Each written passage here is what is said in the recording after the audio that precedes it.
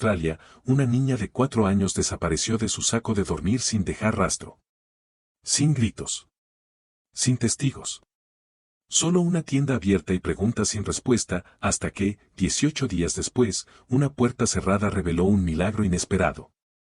En las primeras horas del 16 de octubre de 2021, el interior de Australia estaba en silencio. En el campamento Quo Pablogoles, a unos 75 kilómetros al norte de Carnarvon, el viento se movía sobre arbustos bajos y arena roja, trayendo el sonido lejano del Océano Índico. Era un lugar elegido por su aislamiento, un simple campamento costero donde las familias armaban sus tiendas bajo cielos abiertos y dormían con la seguridad de que solo la naturaleza los rodeaba. Dentro de una de esas tiendas dormía Cleo Smith, de 4 años. Cleo era la hija menor de Elle Smith y la hijastra de Jake Gleaton.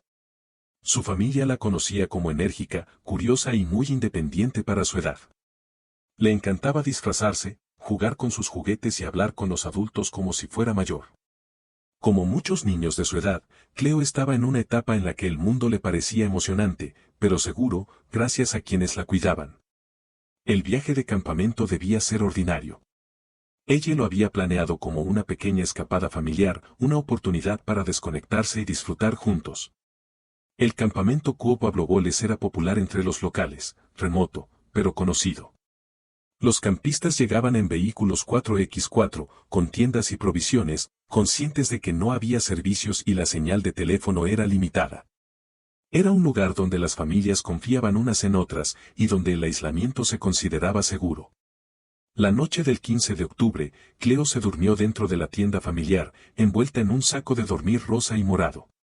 Su madre la colocó cerca de la entrada para que estuviera cómoda y fácil de revisar durante la noche. Nada en la velada indicaba peligro.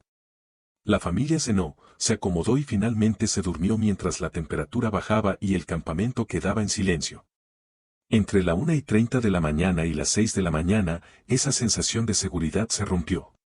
Cuando Elle Smith despertó temprano a la mañana siguiente, notó algo que de inmediato le pareció extraño. Cleo no estaba en la tienda.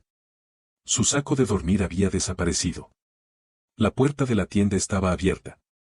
Al principio, ella pensó que Cleo podría haberse acercado a otra tienda o estar explorando, como suelen hacer los niños curiosos. Pero con cada minuto, la preocupación se convirtió en miedo. Cleo tenía 4 años, estaba descalza y no conocía el terreno alrededor. El campamento estaba rodeado de arbustos, acantilados y terreno costero áspero. No había casas cercanas. La idea de que Cleo pudiera simplemente alejarse y estar segura no tenía sentido. Ella comenzó a llamar a Cleo por su nombre. Otros campistas fueron alertados y se unieron a la búsqueda. Revisaron tiendas, vehículos y el área inmediata del campamento. A medida que la luz del día aumentaba, la realidad se volvía más difícil de ignorar. Cleo había desaparecido durante la noche.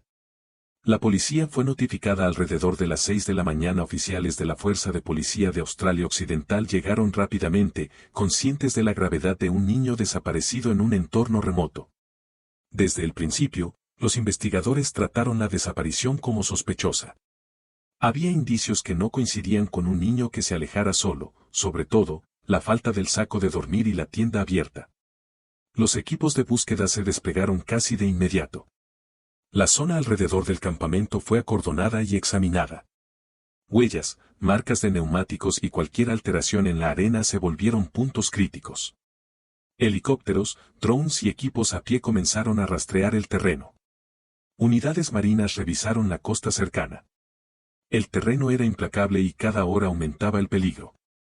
Con el avance del día, la escala de la respuesta creció. La policía incorporó unidades especializadas, incluidos detectives de homicidios, no por asumir lo peor, sino porque el tiempo y la experiencia eran cruciales.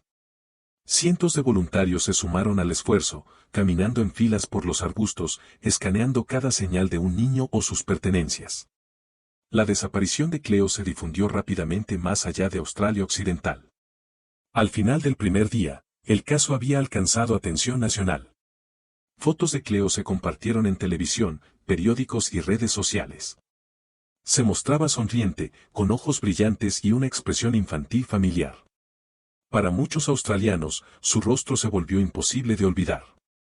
El peso emocional del caso fue inmediato e intenso. La desaparición de un niño toca un miedo colectivo profundo, especialmente en un lugar destinado al descanso y la unión familiar. Padres en todo el país imaginaron la misma situación, cerrar la tienda de noche confiando en que la mañana llegaría como siempre. Los investigadores trabajaron para establecer una línea de tiempo clara. Entrevistaron extensamente a Elle Smith y Jake Gleaton, así como a otros campistas. Las entradas y salidas de vehículos del campamento durante la noche se convirtieron en un foco principal. En un lugar remoto, cualquier movimiento destaca. Se pidió a cualquiera que estuviera despierto, conduciendo o caminando durante la madrugada que se presentara. La policía fue cuidadosa con su lenguaje. Públicamente, enfatizaron que Cleo estaba desaparecida y que se consideraban todas las posibilidades. En privado, trabajaban bajo la premisa de que las circunstancias sugerían un secuestro. La tienda no se había derrumbado. No había señales de ataque animal. El saco de dormir de Cleo había sido tomado deliberadamente. A medida que pasaban los días, la esperanza y el miedo coexistían. La búsqueda continuaba, pero la ausencia de pruebas físicas pesaba cada vez más. Ninguna aparición confirmada. Ninguna prenda encontrada. Ningún rastro claro que llevara lejos del campamento. El paisaje, vasto y expuesto, ofrecía pocos escondites, y aún así, Cleo no aparecía. Para Elle Smith, el tiempo transcurría de manera diferente. Cada hora sin respuestas era insoportable. Habló públicamente, suplicando información, con voz firme pero tensa. Describió la personalidad de Cleo, sus hábitos, pequeños detalles que solo un padre conocería. No eran solo descripciones, eran intentos de mantener a Cleo presente en la mente pública, de convertir a cada espectador en alguien que pudiera reconocerla. El caso también obligó a los investigadores a enfrentar una realidad difícil. Aunque el interior de Australia suele asociarse con peligros naturales, la mayor amenaza para un niño es a menudo humana. La posibilidad de que alguien hubiera ingresado al campamento durante la noche, sin ser visto, y se hubiera llevado a Cleo de su saco de dormir era profundamente inquietante. La policía de Australia Occidental estableció un equipo de trabajo dedicado. Llegaron miles de pistas. Cada una debía evaluarse, priorizarse y seguirse o descartarse. El desafío era separar la especulación impulsada por el miedo de las pistas genuinas. En un caso con tan pocas pruebas físicas, cada detalle importaba.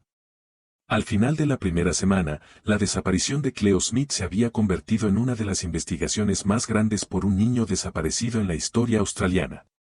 Ya no era solo una tragedia local. Era una crisis nacional en desarrollo, definida por la incertidumbre, el esfuerzo incansable y la pregunta sin respuesta en su núcleo. En las primeras horas del 16 de octubre de 2021, mientras el campamento Quo Pablo Goles permanecía en silencio, Cleo Smith despertó dentro de la tienda de su familia. El momento fue breve, desorientador y aterrador.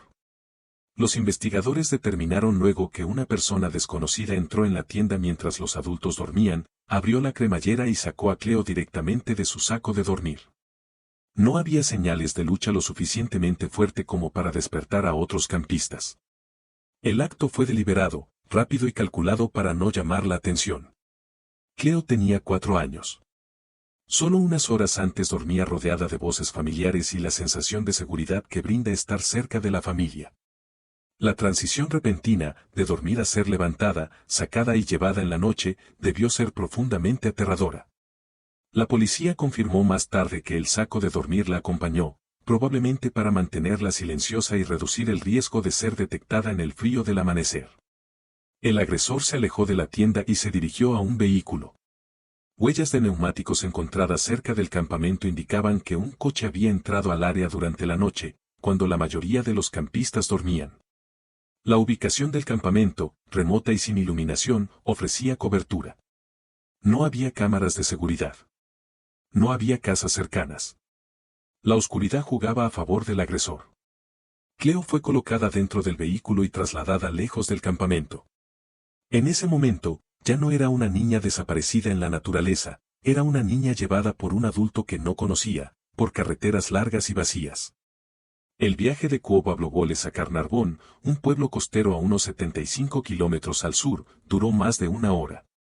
Los investigadores confirmaron después que Cleo permaneció con vida durante ese tiempo. Lo que Cleo vivió durante esas primeras horas se conoce solo en fragmentos, reconstruidos cuidadosamente a través de pruebas y testimonios posteriores. Estaba asustada y confundida, preguntando repetidamente por su madre. La policía dijo luego que lloró y gritó durante las primeras etapas del secuestro. El agresor no respondió con palabras tranquilizadoras, sino intentando callarla. La casa a la que llevaron a Cleo era una residencia discreta en Carnarvon, ubicada en una calle suburbana cerca de escuelas y tiendas. Desde fuera, no se distinguía de las demás casas.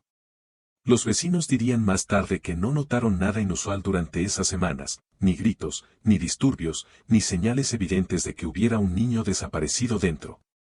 Dentro de la casa, Cleo estuvo encerrada en un cuarto con llave.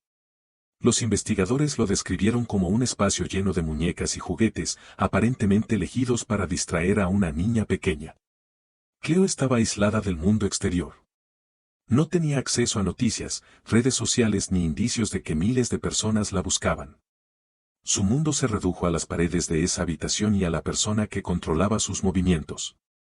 El agresor, identificado luego como Terence Kelly, no tenía conexión conocida con Cleo o su familia. No tenía hijos y vivía solo.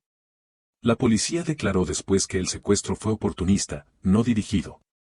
Kelly conocía el campamento y condujo hasta allí intencionadamente, sabiendo que habría familias y que la oscuridad lo cubriría. Durante los 18 días que Cleo estuvo desaparecida, Kelly intentó crear una rutina. Cleo comía, se vestía y jugaba con juguetes. Pero la rutina estaba completamente controlada. La puerta de la habitación estaba cerrada desde afuera. Cleo no podía salir sola. No era libre. El estado emocional de Cleo durante el cautiverio fluctuaba. Extrañaba profundamente a su familia y seguía preguntando cuándo podría volver a casa. La policía dijo luego que se mantuvo notablemente resiliente, mostrando capacidad de adaptación a pesar del miedo y la confusión. Aún así, el trauma subyacente era constante. Tenía 4 años, separada de todos en quienes confiaba, sin entender por qué. Fuera de la casa, la búsqueda de Cleo se intensificaba. Su rostro aparecía en vallas publicitarias, televisión y redes sociales en toda Australia y más allá. El agresor estaba al tanto de la atención. Seguía las noticias y sabía que la policía buscaba en Carnarvon y alrededores. A pesar de ello, mantenía a Cleo encerrada. La casa se convirtió en un punto de interés para la investigación, aunque no de inmediato. Kelly llevaba una vida tranquila, con poca interacción con vecinos. Sus movimientos tras el secuestro no levantaron sospechas al principio. Evitaba llamar la atención y no intentó contactar a la familia de Cleo ni a las autoridades. Cleo permanecía escondida a solo unos kilómetros del centro de la búsqueda. Autos de policía pasaban por Carnarvon todos los días. Helicópteros volaban sobre la ciudad. Equipos golpeaban puertas preguntando a los vecinos si habían visto algo inusual. Para Cleo, esos sonidos eran lejanos e incomprensibles. Podía oír actividad afuera, pero no podía alcanzarla. A medida que los días se convertían en semanas, el peso psicológico del cautiverio aumentaba.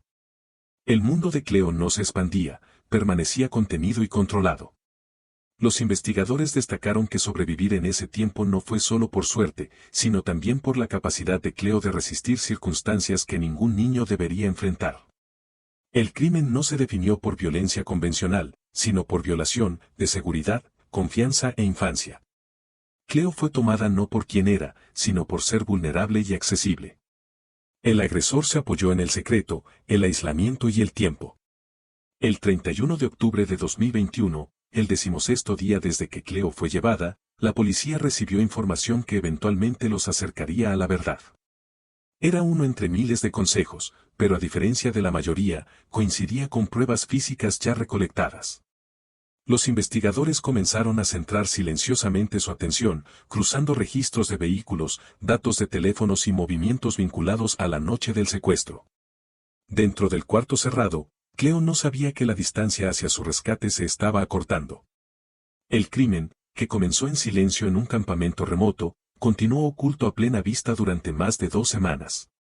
Y mientras el mundo exterior buscaba incansablemente, Cleo esperaba, confundida, asustada y aferrada a la simple esperanza de regresar a casa. Para la segunda semana después de la desaparición de Cleo Smith, la investigación se había convertido en una de las operaciones más grandes y complejas que Australia Occidental había visto. Más de 100 policías trabajaban en el caso, apoyados por unidades especializadas en homicidios, protección infantil, análisis forense e inteligencia. La falta de pruebas físicas en el campamento obligó a los investigadores a pensar de manera diferente. Si Cleo no se había alejado por sí misma, cada detalle del movimiento humano esa noche era relevante. La policía se concentró en establecer una línea de tiempo precisa entre la noche del 15 de octubre y la madrugada del 16 de octubre de 2021. Los detectives entrevistaron nuevamente a los campistas, haciendo las mismas preguntas de distintas formas, no para generar sospechas, sino para hallar inconsistencias o detalles olvidados. ¿Quién oyó vehículos? ¿Quién se despertó durante la noche? ¿Quién vio luces, puertas o pasos?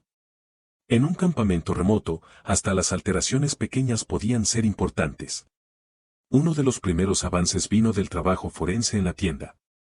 La cremallera mostraba signos de haber sido abierta deliberadamente, no desde dentro por un niño. El saco de dormir desaparecido reforzaba la conclusión de que Cleo había sido llevada, no que se hubiera ido sola. Los investigadores estaban ahora convencidos de que se trataba de un secuestro por un desconocido. La atención se centró en los vehículos. La policía elaboró una lista de todos los coches que podrían haber estado en el área de Quo-Bablogoles esa noche. Se revisó el metraje de estaciones de servicio, carreteras y cámaras de tráfico cuadro por cuadro. Incluso imágenes parciales, luces, siluetas, reflejos, se registraron y analizaron. El objetivo era identificar un vehículo que no perteneciera, uno fuera de lugar o que se moviera a horas inusuales. Los datos de teléfono se convirtieron en otro pilar crítico de la investigación. Se examinaron registros de torres celulares para identificar dispositivos activos cerca del campamento durante la madrugada y que luego se dirigieron al sur hacia Carnarvon. El proceso fue lento y minucioso.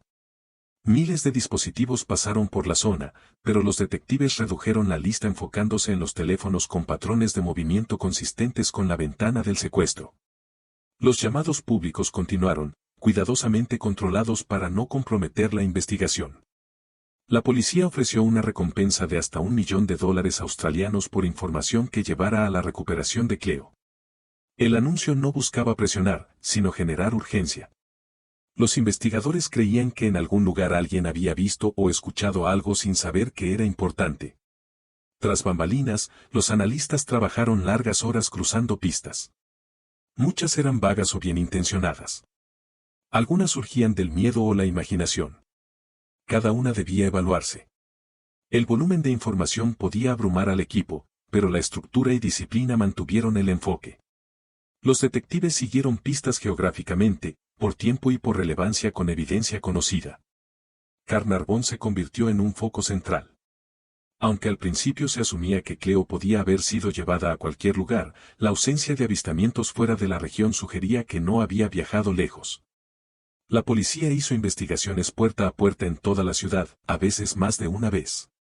Se preguntó a los residentes sobre comportamientos, ruidos o visitantes inusuales. Los oficiales documentaron todo, incluso cuando nada parecía sospechoso. Durante este periodo, los investigadores identificaron un vehículo de interés, un Holden Commodore de color claro visto en la zona alrededor de la desaparición de Cleo. El vehículo se rastreó a través de registros de matrícula hasta un hombre que vivía en Carnarvon, Terence Darrell Kelly. A primera vista, Kelly no destacaba. No tenía antecedentes relacionados con delitos violentos y llevaba una vida mayormente aislada. La policía no actuó rápido ni públicamente. Comenzaron con vigilancia silenciosa. Se monitorearon sus movimientos y se examinó su teléfono. Su vehículo se inspeccionó sin alertarlo sobre el creciente interés. Los investigadores compararon la actividad de su teléfono con los datos de las torres celulares de la noche del secuestro. Los patrones comenzaron a coincidir. El teléfono de Kelly parecía apagado o inactivo durante las horas críticas del 16 de octubre y luego se reactivó. Aunque no era prueba de un crimen, este comportamiento generó preocupación. Combinado con los avistamientos del vehículo y la ubicación, lo elevó de persona de interés a foco principal. Los investigadores forenses obtuvieron objetos desechados vinculados a Kelly, incluidos residuos, buscando cualquier rastro de Cleo. Se realizaron análisis de ADN de manera metódica. Al mismo tiempo, la policía revisó los antecedentes, hábitos y rutinas de Kelly. Notaron su interés por objetos infantiles y su tendencia a evitar contacto social. Ningún detalle por sí solo probaba nada, pero juntos daban un panorama más claro. Durante toda la investigación, la policía era muy consciente de lo que estaba en juego. Cleo seguía desaparecida. Cada decisión debía equilibrar rapidez y certeza. Un movimiento prematuro podía ponerla en peligro. Los investigadores creían que si Cleo estaba viva, la persona que la tenía podría entrar en pánico si percibía la atención policial. Al pasar de octubre a noviembre, la presión aumentó. Habían pasado 18 días desde que Cleo fue llevada. Estadísticamente, las posibilidades de recuperación disminuyen con el tiempo. Sin embargo, los investigadores se negaron a tratar el caso como perdido.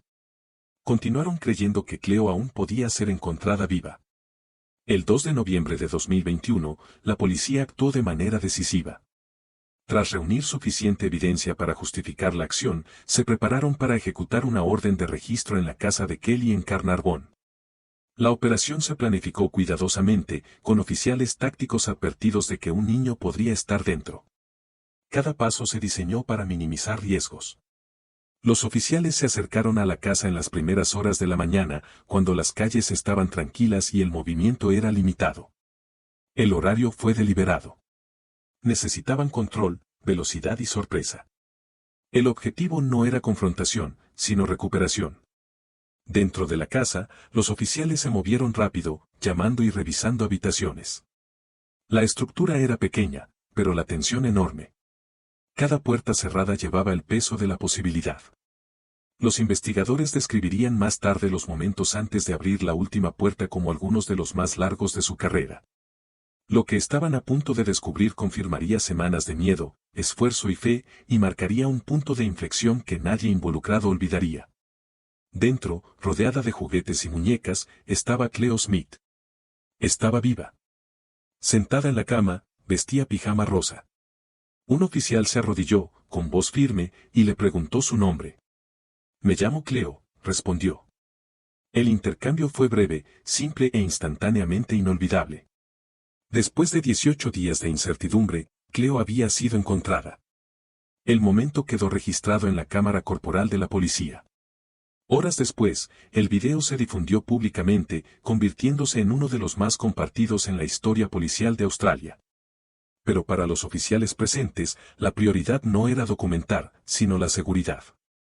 Cleo fue tomada con cuidado y sacada de la casa, envuelta en los brazos de un oficial que describió el momento como abrumador. Afuera, el personal médico esperaba. Cleo fue evaluada y se comprobó que no tenía daños físicos. Fue trasladada al hospital para observación y chequeos adicionales. Poco después, se reunió con su madre, Elle Smith. El reencuentro fue privado, protegido de cámaras, pero el impacto emocional se sintió en todo el país. Lo que parecía cada vez más improbable había sucedido, Cleo había vuelto a casa. Terence Kelly fue arrestado en el lugar. Fue llevado bajo custodia sin incidentes y trasladado a una comisaría para interrogarlo. Más tarde ese día, la policía confirmó públicamente que Cleo había sido encontrada con vida y que un hombre de 36 años había sido acusado por su secuestro. La investigación cambió de búsqueda y rescate a responsabilidad legal. Los detectives realizaron un examen forense detallado de la casa. Se catalogaron los objetos dentro de la habitación cerrada. El ADN confirmó la presencia de Cleo. Se recuperó el saco de dormir tomado del campamento. Cada paso del crimen, desde la entrada a la tienda hasta la reclusión en Carnarvon, se reconstruyó con precisión. Kelly fue acusado de múltiples delitos, incluidos la sustracción forzosa de un menor de 16 años y privación de libertad. No solicitó fianza. El proceso legal avanzó con cuidado, con fiscales conscientes de la atención pública en el caso.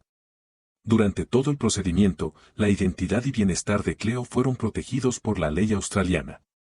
En entrevistas, Kelly admitió haber llevado a Cleo del campamento.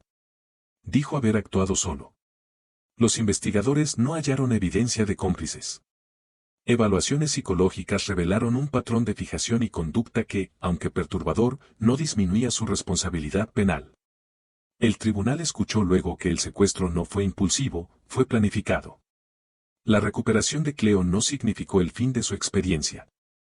Aunque sobrevivió, los efectos emocionales y psicológicos requerían atención a largo plazo. Profesionales trabajaron con su familia para ofrecer apoyo basado en trauma. La policía destacó que sobrevivir no era lo mismo que cerrar el capítulo, la recuperación tomaría tiempo. Ella Smith decidió hablar públicamente tras el regreso de Cleo, agradeciendo a policías, voluntarios y comunidad. Sus palabras fueron calmadas pero emotivas. Describió la experiencia como una pesadilla que ningún padre debería vivir. En todas sus declaraciones, el foco permaneció en la recuperación de Cleo, no en el hombre que la secuestró. En abril de 2023, Terence Kelly se declaró culpable ante el Tribunal de Distrito de Australia Occidental.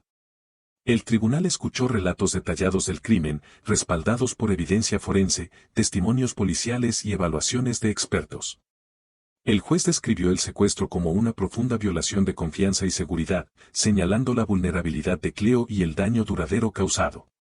Kelly fue sentenciado a 13 años y 6 meses de prisión, con un periodo mínimo de 11 años y 6 meses. Al dictar la sentencia, el juez enfatizó que el castigo reflejaba no solo el acto físico del secuestro, sino también el trauma psicológico infligido a una niña y su familia. El nombre de Cleo, antes sinónimo de miedo e incertidumbre, se asoció con supervivencia.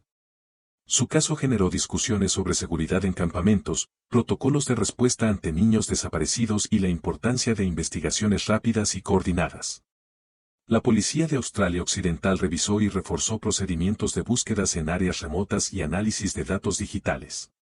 El video de la cámara corporal del rescate de Cleo sigue siendo un recordatorio poderoso de lo que puede lograr un trabajo policial determinado. Pero detrás de ese breve momento hubo semanas de esfuerzo exhaustivo, miles de horas buscando, analizando y sin rendirse. Para Cleo, la historia no termina con el rescate o la sentencia. Continúa en silencio, lejos de la mirada pública, en forma de recuperación, apoyo familiar y un regreso gradual a una infancia normal. Su privacidad se ha protegido deliberadamente, permitiéndole crecer sin ser definida solo por lo que le pasó. El secuestro de Cleo Smith es uno de los casos criminales más impactantes de Australia, no por la violencia, sino por la violación de inocencia y confianza. Una niña fue tomada de un lugar que debía ser seguro. Fue escondida a plena vista. Y fue encontrada porque los investigadores creyeron, contra todo pronóstico, que aún podía estar viva. Al final, el caso no se recuerda solo por el crimen, sino por el resultado logrado mediante persistencia, evidencia y un enfoque inquebrantable en una niña cuyo nombre nunca se olvidó.